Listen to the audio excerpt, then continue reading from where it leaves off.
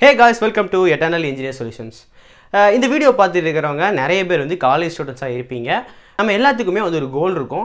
அது என்ன அப்படின்னா இந்த காலேஜை விட்டு போகும்போது ஒரு வேலையோடு போகணும், இல்லை கண்டிப்பாக நம்மளுக்கு ஒரு வேலை கிடைக்கணும் அப்படின்னு சொல்லிட்டு நம்ம எல்லாத்துக்குமே ஒரு கனவு இருக்கும். அந்த வேலை கிடைக்கணும் அப்படின்னா அதுக்கு முன்னாடி நம்ம நிறைய ப்ரிப்பேர் பண்ணியிருக்கணும், அதோட சேர்த்து ஒரு விஷயமும் பண்ணியிருந்துருக்கணும். அது என்ன அப்படின்னா ரெஸ்யூமே. ஸோ நம்ம வேலைக்கு வந்து எந்த வேலையாக இருந்தாலும் இன்டர்வியூக்கு அப்ளை பண்ணும்போது ரெஸ்யூம் கேட்பாங்க. அந்த ரெஸ்யூமை எப்படி பண்ணுறது, எப்படி அட்ராக்டிவாக பண்ணுறதுன்னு சொல்லிட்டு நம்ம எல்லாத்துக்கும் நிறைய டவுட்ஸ் இருக்கும். ஸோ அதை பற்றி தான் இந்த வீடியோவில் பார்க்க போகிறோம். அது மட்டும் இல்லாமல் இந்த ரெஸ்யூமில் என்னெல்லாம் பண்ணக்கூடாது, என்னெல்லாம் பண்ணணும், அதை எப்படி பண்ணணும் அப்படிங்கிறத பற்றி தான் பார்க்க போகிறோம். ஸோ வீடியோவை ஸ்கிப் பண்ணாமல் பாருங்கள். So let's get in to the video.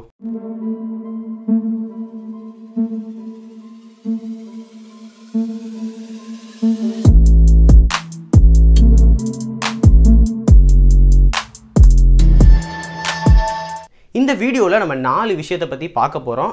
முதல்ல என்ன அப்படின்னு பார்த்தீங்கன்னா நம்ம இன்டர்வியூவர் நம்ம ரெஸ்யூமை எப்படி பார்ப்பாங்க அப்படிங்கிறது. ரெண்டாவது என்ன அப்படின்னா நம்ம ரெஸ்யூமில் என்னென்ன தவறுகள்லாம் பண்ணக்கூடாது அப்படின்னு. அண்ட் தேர்ட் என்ன அப்படின்னு பார்த்தீங்கன்னா நம்ம ரெஸ்யூமில் மஸ்ட், அதாவது ரொம்ப நெசசரியாக என்னென்ன விஷயங்கள்லாம் இருக்கணும். அண்ட் ஃபோர்த் இதை எப்படி அட்ராக்டிவாக பண்ணலாம் அப்படிங்கிறத பற்றி தான் பார்க்க போகிறோம். நீங்கள் இந்த ஃபஸ்ட்டு 3 ஸ்டெப்ஸையும் ஸ்கிப் பண்ணிட்டு நான் ஸ்ட்ரைட்டாக வந்து எப்படி அட்ராக்டிவாக பண்ணுறது நிறைய பேர் போகலாம் அப்படின்னு நினச்சிருப்பீங்க.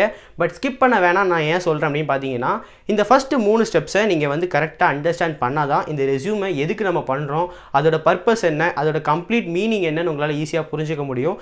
அண்ட் உங்களால் உங்கள் ரெஸ்யூமை எஃபெக்டிவாக பண்ண முடியும். ஸோ ஃபஸ்ட்லேருந்து எல்லாத்தையுமே ஃபுல்லாக பாருங்கள்.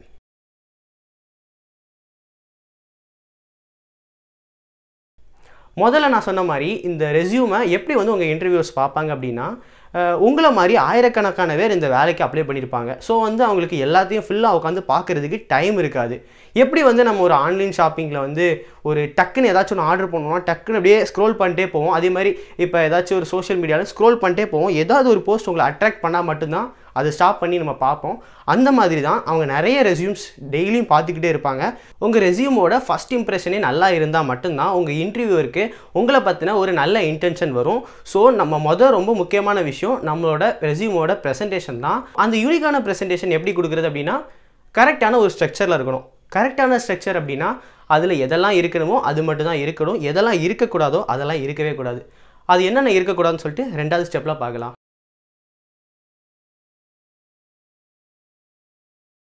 முதல்ல வந்து என்ன அப்படின்னு பார்த்தீங்கன்னா அன்னெசரி கண்டென்ட்ஸ் கொடுக்கவே கூடாது.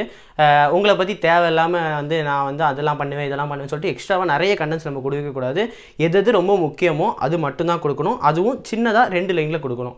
ஸோ பேராகிராஃபாக வந்து ரெஸ்யூமில் வந்து நம்ம ஆன்சர் ஷீட் மாதிரி எழுதிடவே கூடாது. ஸோ அதை வந்து கன்சிடர் பண்ணுங்கள். ரெண்டாவது என்ன அப்படின்னு பார்த்தீங்கன்னா spelling mistakes and grammatical error. இந்த ரெண்டுமே விட்டுறாமல் பார்த்துக்கங்க. ஒரு தடவைக்கு 4 தடவை இதையும் செக் பண்ணிக்கோங்க. அண்ட் 3வது என்ன அப்படின்னு பார்த்தீங்கன்னா நம்மளை பற்றின அன்வான்ட் டீட்டெயில்ஸ், அதாவது நம்மளோட blood group, father mother name, and அப்புறம் வந்து நம்மளோட மேரிட்டல் ஸ்டேட்டஸு, ரிலீஜியன், இதெல்லாம் அவங்களுக்கு வந்து தேவையே கிடையாது. நீங்களே யோசிச்சு பாருங்கள். ஒரு ஒர்க்கை பண்ணுறதுக்கு, அதாவது உங்கள் ஸ்கில்ஸுக்கும் உங்களோட பேரண்ட்ஸ் நேம் அண்ட் உங்களோட பிளட் குரூப்புக்கும் ஏதாச்சும் சம்மந்தம் இருக்கா? ஸோ இந்த மாதிரி தேவையில்லாத டீட்டெயில்ஸ்லாம் அதில் கொடுக்கவே வேணாம். ஆக்சுவலாக இது வந்து நம்ம தப்பு இல்லை. ஏன் அப்படின்னு பார்த்தீங்கன்னா நம்ம ஸ்கூல் படிக்கும்போதே வந்து நிறைய எழுதுனா தான் மார்க்குன்னு சொல்லிட்டு இந்த மாதிரி ரெஸ்யூம் ரைட்டிங்லாம் வந்து நம்ம அதிகமாக எழுதிக்கிட்டு இருப்போம். ஸோ அந்த மாதிரி மிஸ்டேக்ஸ்லாம் நம்ம இந்த இதில் பண்ணவே கூடாது. ஸோ இந்த மாதிரி அன்வான்ட் டீட்டெயில்ஸ் வந்து கொடுக்காதீங்க. 4வது என்ன அப்படின்னு பார்த்தீங்கன்னா ஃபேக் டீட்டெயில்ஸ் வந்து நம்ம கொடுக்கவே கூடாது. அதாவது ஒரு விஷயம் நம்மளுக்கு தெரியாது அப்படின்னா ரெஸ்யூமில் வந்து நம்மளுக்கு தெரியும் அப்படின்னு சொல்லிட்டு நம்ம கொடுக்கக்கூடாது. அதையும் பார்த்துக்கங்க. ஸோ இந்த விஷயங்கள்லாம் வந்து நம்ம ரெஸ்யூமில் பண்ணவே கூடாத மிஸ்டேக்ஸ். ஸோ இதெல்லாத்தையுமே நம்ம போடக்கூடாது. அப்போ எதடா போடணும் அப்படின்னு கேட்டிங்கன்னா ஸோ இப்போ தான் நம்ம 3வது பாட்டுக்கு வர போகிறோம். எதெல்லாம் கண்டிப்பாக நம்ம ரெஸ்யூமில் இருக்கணும் அப்படின்னு பார்த்தீங்கன்னா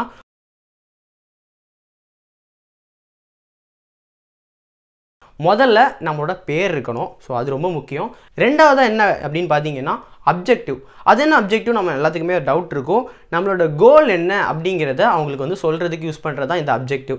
அந்த அப்ஜெக்டிவில் என்ன எழுதணும் அப்படின்னு பார்த்தீங்கன்னா ஆஸ் அ எலக்ட்ரிக்கல் இல்லை கம்ப்யூட்டர் இன்ஜினியர் இந்த கோலை நான் அச்சீவ் பண்ண போகிறேன் அப்படிங்கிறத வந்து அந்த அப்ஜெக்டிவ் செஷனில் வந்து நம்ம ஃபில் பண்ணியிருக்கணும்.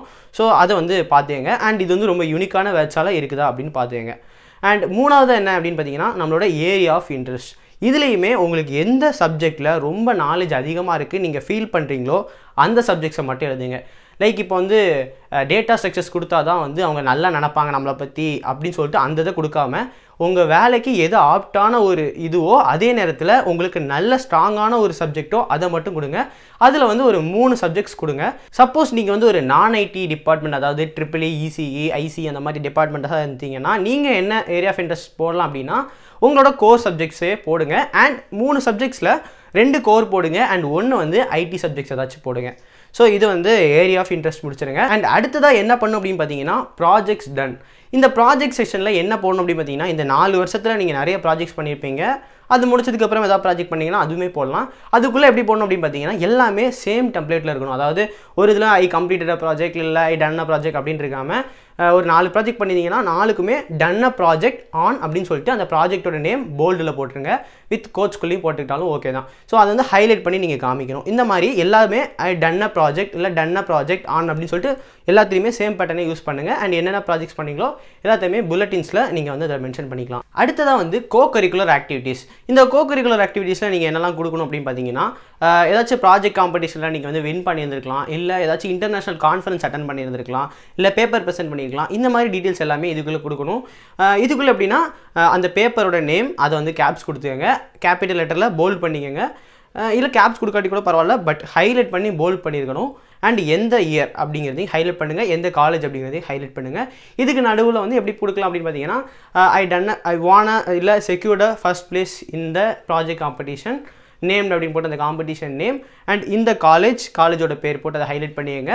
அப்புறம் வந்து இந்த இயர்னு போட்டு அந்த இயரை வந்து மென்ஷன் பண்ணிக்கங்க. இந்த மாதிரி நீங்கள் என்னென்ன ஈவெண்ட்ஸ் கலந்துக்கிட்டீங்களோ எல்லாத்தையுமே இந்த எக்ஸ்ட்ரா கரிக்குலர் ஆக்டிவிட்டீஸில் கொடுத்துக்கலாம். இதில் வந்து ஒர்க் ஷாப் கொடுக்கலாமா அப்படின்னு கேட்டிங்கன்னா அது இதில் கொடுக்க வேணாம், அது எதில் கொடுக்கலாம் அப்படின்னு சொல்லிட்டு நான் சொல்கிறேன். அண்ட் இதுக்கு அடுத்து என்ன பண்ணலாம் அப்படின்னு பார்த்தீங்கன்னா இது வந்து ஒரு எக்ஸ்ட்ரா நோட் தான், நீங்கள் கம்பல்சரி பண்ணணும் இல்லை, பட் இது போட்டிருந்தீங்க அப்படிங்கன்னா உங்களுக்கு ஒரு ஆடட் அட்வான்டேஜ். லைக் இப்போ வந்து ஏதாச்சும் நீங்கள் சாஃப்ட்வேர் கிரியேட் பண்ணியிருந்தீங்களாலோ, இல்லை ஏதாச்சும் ஒரு பேட்டன்ட் இல்லை ப்ராஜெக்ட்ஸ் ஏதாவது ஸ்பெஷலாக பண்ணியிருந்தீங்க அப்படின்னாலோ, இல்லை ஏதாச்சும் ஆப் டெவலப் பண்ணி ப்ளே ஸ்டோர்ஸில் போட்டிருந்தீங்கனாலோ இந்த இடத்துல நீங்கள் மென்ஷன் பண்ணலாம் சாஃப்ட்வேர்ஸ் டெவலப்ட் அப்படின்னு போட்டு ஒரு செஷனில் வந்து நீங்கள் போட்டுக்கலாம். அதுவுமே புல்லட்டின்ஸ் போட்டு உங்களோட சாஃப்ட்வேர் நேம் எதில் பப்ளிஷ் பண்ணிக்கிங்க அதெல்லாம் ஹைலைட் பண்ணி போட்டுருங்க. அடுத்ததாக நம்ம என்ன கொடுக்கணும் அப்படின்னு பார்த்தீங்கன்னா அகாடமிக் குவாலிஃபிகேஷன்ஸ். எப்பயுமே நம்ம அகாடமிக் குவாலிஃபிகேஷன் கொடுக்கும்போது கரண்ட்லேருந்து அப்படியே பாஸ்ட்டுக்கு போகணும். லைக் இப்போ வந்து கடைசியாக நீங்கள் என்ன கம்ப்ளீட் பண்ணியிருக்கீங்க, இப்போ வந்து கடைசியாக நீங்கள் வந்து டிகிரி முடிச்சிருப்பீங்க, உங்களோட பிஇ முடிச்சிருக்கீங்க அப்படின்னா ஃபஸ்ட்டு வந்து பேச்சுலர் ஆஃப் இன்ஜினியரிங் அதெல்லாம் கொடுத்துட்டு அதுக்கடுத்து 12th அதுக்கடுத்து 10th இந்த மாதிரி தான் எப்போயுமே கொடுக்கணும். ஸோ அது வந்து எப்போயுமே ஞாபகம் வச்சுருங்க. இதுக்குள்ளே எப்படி கொடுக்கணும் அப்படின்னு பார்த்தீங்கன்னா உங்களோட டிகிரி நேம், அப்புறம் வந்து எந்த இயர்லேருந்து எந்த இயர், அப்புறம் வந்து உங்களோட இன்ஸ்டியூஷன் நேம், இது எல்லாத்தையுமே ஒரு வெர்டிக்கல் ஸ்லாஷ் வச்சு தனித்தனியாக டிவைட் பண்ணி ஒரு ஹெட்டிங் மாதிரி கொடுத்துருங்க. எல்லாமே கேப்ஸில் கொடுத்துருங்க. அண்ட் அதுக்குள்ளே சப் இன்ஃபர்மேஷனாக என்ன கொடுக்கலாம் அப்படின்னு பார்த்தீங்கன்னா புல்லட்டின்ஸில் வந்து போர்ட் ஆஃப் ஸ்டடி இல்லை யூனிவர்சிட்டி, இப்போ ஸ்கூல் அப்படின்னு இருந்துச்சு அப்படின்னா போர்ட் ஆஃப் ஸ்டடி வந்து நம்ம ஸ்டேட் போர்டு இல்லை வந்து சிபிஎஸ்சி அப்படின்னு கொடுத்துக்கலாம். அதே மாதிரி கீழே வந்து பெர்சன்டேஜ் இல்லை சிஜிபிஏ. இதுவே காலேஜாக இருந்துச்சு அப்படின்னா யூனிவர்சிட்டி கொடுத்துங்க, அண்ணா யூனிவர்சிட்டி அந்த மாதிரி கொடுத்துங்க. அண்ட் கீழே வந்து சிஜிபிஏ கொடுத்துங்க. ஸோ இந்த மாதிரி நம்மளோட ஸ்கூலிங்ஸ் அண்ட் வந்து காலேஜ் குவாலிஃபிகேஷன்ஸ் எல்லாத்தையுமே லிஸ்ட் பண்ணிடுங்க. இதுக்கு அடுத்து என்ன போடணும் அப்படின்னு பார்த்தீங்கன்னா ட்ரைனிங்ஸ் அண்டர்கான். இந்த ட்ரைனிங் அண்டர்கானில் வந்து நீங்கள் வந்து இன்டர்ன்ஷிப்ஸு இன்பிளான் ட்ரைனிங் அந்த மாதிரி எல்லாமே போயிருப்பீங்க. அதோடு சேர்த்து நான் முன்னாடி சொன்ன மாதிரி ஒர்க் ஷாப் அப்படிங்கிறது எங்கே போடணும்னு சொன்னால் இந்த இடத்துல தான் போடணும். கிட்டத்தட்ட ஒர்க் ஷாப் அப்படிங்கிறது உங்களுக்கு வந்து கொடுக்கப்படுற ட்ரைனிங் தான். எப்படி பண்ணணும் அப்படிங்கிறத ஹேண்ட்ஸ் ஆன் ஒர்க் ஷாப் மாதிரி கொடுப்பாங்க. ஸோ அதையுமே இந்த ட்ரைனிங் அதாவது இந்த ட்ரைனிங் அண்டர்கான் செக்ஷனுக்குள்ளே நீங்கள் கொடுத்துக்கலாம். இதுலேயுமே என்ன ட்ரைனிங் பண்ணீங்க எங்கே பண்ணீங்கிறத ஹைலைட் பண்ணி போட்டுக்கோங்க. எல்லாத்தையுமே புல்லட்டின்ஸில் பாயிண்டாக போட்டுக்கணும். இதுக்கப்புறமா என்ன பார்க்க போகிறோம் அப்படின்னு பார்த்தீங்கன்னா எக்ஸ்ட்ரா கரிக்குலர் ஆக்டிவிட்டியில் வந்து நம்ம நான் அகாடமிக்கல் அதாவது ஸ்போர்ட்ஸு ஷார்ட் ஃபிலிம்ஸு இந்த மாதிரி ஏதாச்சும் நீங்கள் வந்து காலேஜ் டைம்ஸில் பண்ணி அவார்டு வாங்கியிருக்கீங்கனாலோ, இல்லை ஏதாச்சும் நீங்கள் யூடியூப் சேனல் ரன் பண்ணிட்டு இருக்கீங்கனாலோ, இல்லை ஏதாச்சும் ஃபேமஸான பிளாகு இல்லை பேஜ் இந்த மாதிரி ஏதாச்சும் ஒரு ஆக்டிவிட்டீஸ் பண்ணிட்டு இருந்தீங்கனாலோ, இல்லை blood donation social awareness activity, அதுக்கப்புறமா உங்கள் கிளாஸ் லீடராக இருந்தீங்கன்னா கூட அந்த இன்ஃபர்மேஷனை கூட கொடுக்கலாம். ஏதாச்சும் உங்கள் காலேஜில் ஈவெண்ட் இல்லை ஏதாச்சும் அந்த மாதிரி கண்டக்ட் பண்ணிங்கன்னா அதையுமே இதில் கொடுக்கலாம். ஏதாச்சும் நீங்கள் வாலண்டியராக இருந்தீங்கன்னா அந்த மாதிரி எல்லா விஷயத்தையுமே இந்த எக்ஸ்ட்ரா கரிக்குலர் ஆக்டிவிட்டீஸில் நீங்கள் கொடுத்துக்கலாம். ஓகே, லாஸ்ட்டாக என்ன போடணும் அப்படின்னு பார்த்தீங்கன்னா எக்ஸ்ட்ரா குவாலிஃபிகேஷன்ஸ். அதாவது நீங்கள் வந்து உங்களுக்கு என்னெல்லாம் ஸ்கில்ஸ் இருக்குது அதை வந்து இந்த இடத்துல போடலாம். லைக் நீங்கள் உங்களுக்கு ஏதாச்சும் எக்ஸ்ட்ராவாக தெரிஞ்சிருக்கும், லைக் ஜாவா, டேட்டா ஸ்ட்ரக்சர்ஸு, அப்புறம் வந்து C++, game development, Android studio, இல்லை எடிட்டிங், பிளாகிங் அந்த மாதிரி என்ன உங்களுக்கு ஏதாவது எக்ஸ்ட்ரா ஸ்கில்ஸ் அதாவது இந்த ஜாபுக்கு அது வந்து கொஞ்சம் ஆப்டாக இருக்கும், இல்லை ஐடினா ஐடி சம்மந்தமான விஷயங்கள், இப்போ மார்க்கெட்டிங் அப்படின்னா மார்க்கெட்டிங் சம்மந்தமான விஷயங்கள், உங்கள் ஜாபுக்கு ஏற்ற மாதிரி என்னென்ன ஸ்கில்ஸ் உங்களுக்கு எக்ஸ்ட்ராவாக இருக்கோ அது எல்லாத்தையுமே இந்த எக்ஸ்ட்ரா குவாலிஃபிகேஷன்ஸில் வந்து நீங்கள் கொடுத்துக்கலாம். ஸோ இவ்வளோ தான் நம்ம ரெஸ்யூமில் இருக்க வேண்டியது. அண்ட் கடைசியாக வந்து பிளேஸ்ன்னு கொடுத்துட்டு உங்களோட பிளேஸ் அண்ட் அது கீழே டேட் அண்ட் ரைட் சைடில் வந்து உங்களோட சிக்னேச்சர் கொடுத்துருங்க, இல்லை உங்கள் நேம் கொடுத்துக்கோங்க. இதுதான் ஒரு ரெஸ்யூமோட ப்ராப்பரான கம்ப்ளீட் ஸ்ட்ரக்சர். ஸோ இந்த ரெஸ்யூமை எப்படி அட்ராக்டிவாக பண்ணுறது, எந்த சாஃப்ட்வேரில் பண்ணுறது அப்படின்னு பார்க்கலாம்.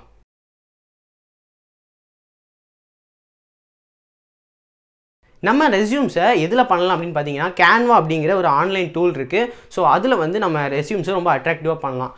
வேர்டு எல்லாத்தையும் விட்டுட்டு ஏன் கேன்வா வெப்சைட்டுக்கு போகணும் அப்படின்னு நீங்கள் கேட்டிங்க அப்படின்னா, அதில் வந்து இன்பில்டாகவே நிறைய டெம்ப்ளேட்ஸ் கொடுத்துருப்பாங்க. ஸோ வந்து உங்களுக்கு ஒரு ரெஃபரன்ஸ் கிடைக்கும், இந்த மாதிரி டிசைன்ஸ்லாம் நம்ம பண்ணலாம் அப்படின்னு. அது மட்டும் இல்லாமல் இந்த அலைன்மெண்ட் பிரச்சனைகள்லாம் இந்த வேர்டில் மட்டும் தான் ரொம்ப அதிகமாக இருக்கும். இதில் வந்து நம்ம ஈஸியாகவே பண்ணிக்கலாம். ஸோ அந்த ஒரு ரீசனால தான் கேன்வாவில் பண்ணுறோம். ஸோ இப்போ வந்து ஸ்க்ரீனில் உங்களுக்கு ஒரு எக்ஸாம்பிள் ரெஸ்யூம் காமிக்கிறேன். இதே மாதிரியே நீங்களும் பண்ணணும்னு இல்லை, இதை வந்து ஒரு ரெஃபரன்ஸாக எடுத்துக்கோங்க, உங்களுக்கு ஒரு ஐடியா கிடைக்கும், அவ்வளோதான். ஸோ வந்து இதை பார்த்துட்டு இந்த மாதிரி தான் ஒரு ரெஸ்யூம் இருக்கணும்.